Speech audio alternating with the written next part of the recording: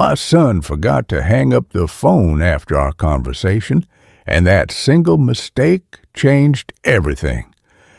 I was sitting at my kitchen table, the afternoon light coming through the curtains the same way it had every day for the past 15 years. Quiet, predictable, almost comforting. Lucas had just thanked me for helping him cover another expense. He always sounded grateful on the phone, always respectful, always my son. He told me he would pay me back next month. He promised. I told him not to worry. Family helps family. The call should have ended there, but it didn't. I waited for the click, for the familiar silence, and instead I heard his phone land on a table. Footsteps followed. Voices drifted back into my ear. Nina's voice came first. Did he notice the withdrawals this time? My hand froze around the phone. Lucas laughed, not the laugh he used with me, but something sharper, uglier. He's too blind to notice. Even if he saw it, he's too stupid to understand what's happening. The words didn't sting at first. They landed heavy, slow, like something sinking deep into my chest before the pain arrived. "How much did you take?" Nina asked. $3,000 this week. Easy. The pin was pathetic. Who still uses their wedding date? My wedding date. I didn't hang up right away. I don't know why. Maybe some part of me still hoped I was misunderstanding, that context would save him. It didn't. "He's been a sucker for years," Lucas said. "All that saving, all that guilt. Might as well put it to use." I ended the call quietly and sat there staring at the wall until the room felt smaller than it should have. Then I opened my banking app. The numbers were there, clear and unforgiving. 3,000, 2,500, 4,000, over and over again, stretching back months. Tens of thousands of dollars siphoned away while I told myself I was helping my son survive. Money I had earned over 40 years, money I saved by skipping vacations, eating alone, driving the same car long after it should have been replaced. Money meant to keep me safe in the years I had left. I felt something settle inside me, colder than grief, sharper than sadness, rage, not the explosive kind, the quiet kind that calculates. Lucas thought I was blind. He thought I was stupid. He was wrong. The next morning, I drank my coffee black and bitter and drove downtown to a bar I hadn't visited in years. Caleb was working behind the counter. He smiled when he saw me, called me by name, asked how I was holding up. I asked about Lucas. Caleb tried to be careful, but people always reveal more than they intend when they think they're being kind. I mentioned forgetting my pen. I joked about getting old. Caleb laughed and said Lucas always talked about cracking mine. Said Lucas figured it out by trying important family dates. He said it was romantic that I still used my wedding anniversary. That date had been the happiest day of my life. The day Margaret walked toward me in white and promised forever. The day we became a family. My son had turned it into a key. I thanked Caleb, left a tip, and walked out with my hands shaking. I didn't confront Lucas right away. I needed him to feel safe, confident. People make mistakes when they believe they've already won. I reported the fraud to the bank. I watched them pull footage. I let the process begin quietly, officially, without emotion. Lucas panicked exactly the way I expected. He called, angry, then pleading, then threatening. Nina followed with manipulation, pity, and humiliation, all wrapped in concern. They accused me of paranoia, of mental decline. They filmed police cars outside my house after a false report and posted it online for sympathy. That was the moment I stopped feeling like a victim. I documented everything. I hired an investigator. I recorded calls. I watched my stolen money fund their luxury dinners, vacations, and lies. I learned the difference between being generous and being exploited. Then I hired an attorney. I sued my son. When the case reached court, Lucas tried to lie. Nina cried. Evidence doesn't care about excuses. The judge ruled in my favor. $52,000 in restitution, penalties, and costs. Lucas grabbed my arm afterward and begged. He said I was destroying him. I told him he had done that himself. I had just stopped pretending not to see it. Justice didn't bring back my trust. It didn't fix the silence in my house. But it did something just as important. It reminded me that love doesn't mean surrender, and family doesn't mean permission to steal. And if you've ever been told you're too old, too slow, or too blind to notice the truth, remember this. Awareness changes everything. If this story resonated with you, take a moment to like the video, subscribe to the channel, and share your thoughts in the comments. Your support helps these stories reach the people who need the most. Once the lawsuit was filed, the tone of everything changed. Lucas stopped pretending this was a misunderstanding. The calls became sharper, more desperate. Nina stopped hiding behind sympathy and started leaning into threats. They still believed I would fold, that I would choose silence over accountability the way I always had before. They underestimated how much clarity changes a person.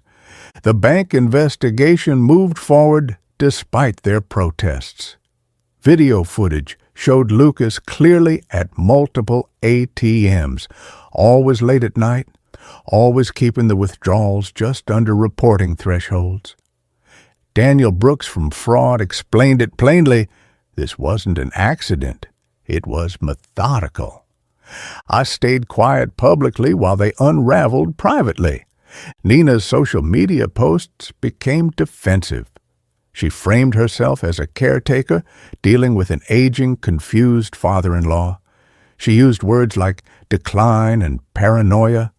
People believed her. Strangers commented with sympathy.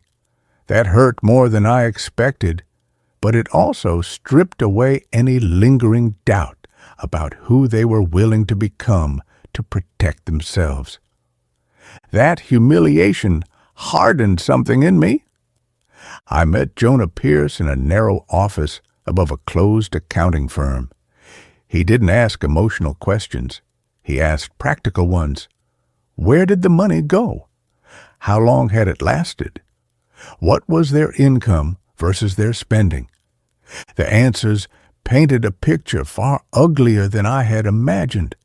My money had paid for luxury dinners, weekend resorts, designer clothes, a car they couldn't afford, watches worth more than my annual utilities. They weren't surviving. They were performing wealth. Jonah documented everything. Then I laid the trap. I told Lucas the bank was escalating the case and reviewing security footage. I told him they might involve law enforcement.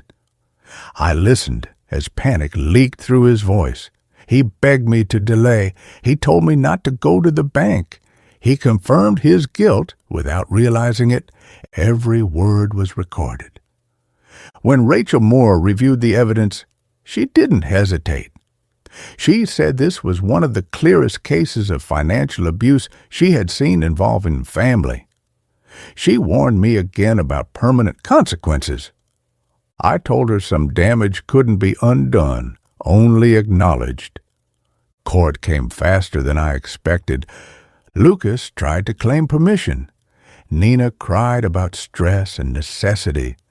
Neither could explain why they never asked. Neither could explain the lies, the secrecy, the ridicule. Then Rachel played the recording. Lucas's voice filled the courtroom, frantic, exposed, unmistakable. The judge didn't need long to decide. Judgment came down hard, restitution, penalties, fees, a total they couldn't escape. I didn't feel triumph. I felt relief. Afterward, Lucas cornered me in the hallway. He said I had ruined his life. He said I would regret this when I was alone. He said family should forgive everything. I told him forgiveness comes after accountability, not before. Collection began immediately. Their assets disappeared one by one, the car, the furniture, the electronics, their apartment, their lifestyle collapsed under the weight of reality. They moved separately. Blame replaced unity. The first check arrived. Court ordered, carefully labeled. I deposited it without ceremony. Nina called later, her voice stripped of confidence. She told me she was pregnant. She asked if I wanted to meet my future grandchild. I told her any child deserves parents who understand responsibility. Then I ended the call. By the end of summer, more than half the judgment had been recovered. The rest would take years. I didn't mind waiting. Time felt different now. The house was still quiet, but the silence no longer felt like weakness. It felt like peace earned through truth. I updated my ledger, numbers balanced, accounts corrected. Margaret's photo watched from the mantel. I imagined her nodding, not approving the pain, but understanding the necessity. Some lessons arrive late. Some love requires limits. And sometimes the hardest thing a parent can do is stop protecting their child from consequences. If this story made you reflect on trust, boundaries, or family, take a moment to like the video, subscribe to the channel, and share your thoughts below.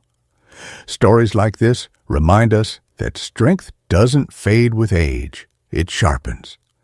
The weeks after the judgment passed quietly, but it was a different kind of quiet than the one I had lived with for years.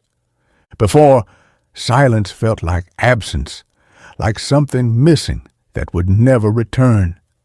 Now it felt earned, like the calm that follows a storm once the air has finally cleared. Lucas stopped calling altogether. At first, I expected another outburst, another attempt to intimidate or manipulate, but nothing came. The court order spoke louder than he ever could. Wage garnishment started within a month. Every paycheck he earned carried a reminder that actions leave footprints, and footprints lead back to the truth. Jonah kept me updated without commentary. He didn't need to embellish the facts. They spoke for themselves. Lucas had lost his job at the bar. Word travels fast when legal documents circulate. He took construction work instead, long hours, lower pay, no tips, no applause. Nina moved back in with her mother after the eviction. Their marriage, built on shortcuts and shared entitlement, collapsed under the pressure of consequences. The baby never came up again. I didn't chase the updates. I didn't gloat. I didn't reach out. Detachment wasn't cruelty. It was survival. Every few weeks, another payment arrived. Sometimes a check, sometimes a money order, always smaller than I'd hoped, but always something. I deposited each one and updated the ledger I kept in my desk drawer. $52,000 awarded, $23,000 collected, $29,000 still owed. Numbers don't lie, they also don't forget. One afternoon, as I was reorganizing old files in my study, I found a birthday card Lucas had made when he was 8. Crayon letters, crooked spelling, a stick figure drawing of the two of us standing under a sun that took up half the page. Best dad ever. I sat with that card for a long time. I didn't cry. I didn't smile. I just accepted that both versions of him were real. The boy who loved me and the man who betrayed me. One didn't erase the other, but neither could excuse what followed. That understanding gave me more peace than anger ever could. Neighbors stopped whispering. The police visit faded into memory. Nina's social media accounts went silent. Sympathy moved on to the next spectacle. Public outrage always does. Truth, on the other hand, waits patiently. One evening, I poured myself a glass of wine I had been saving since Margaret was still alive. We had planned to open it on a trip we never took. I used to think saving things for later was wisdom. Now I understood that later is never guaranteed. I raised the glass toward her photo. "I didn't let him turn our life into a joke," I said aloud. The house didn't answer, but the silence felt full. I changed my PIN the next morning, not because I was afraid, but because the number no longer belonged to the memory. Some things deserve to rest untouched. I volunteered twice a week after that, helped at a local workshop teaching basic financial literacy to seniors. Not because I wanted sympathy, but because I knew how easy it was to confuse trust with obligation. People listened when I spoke, not because I was loud, but because I was calm. Experience carries weight when it's honest. Months later, a letter arrived from Lucas. No threats, no excuses, just a few lines written carefully, like someone afraid the paper might bite back. He said he was tired. He said he was angry. He said he didn't know how things went so wrong. He didn't apologize. I folded the letter and placed it in the drawer with the ledger. Not everything needs a response. Some things need time.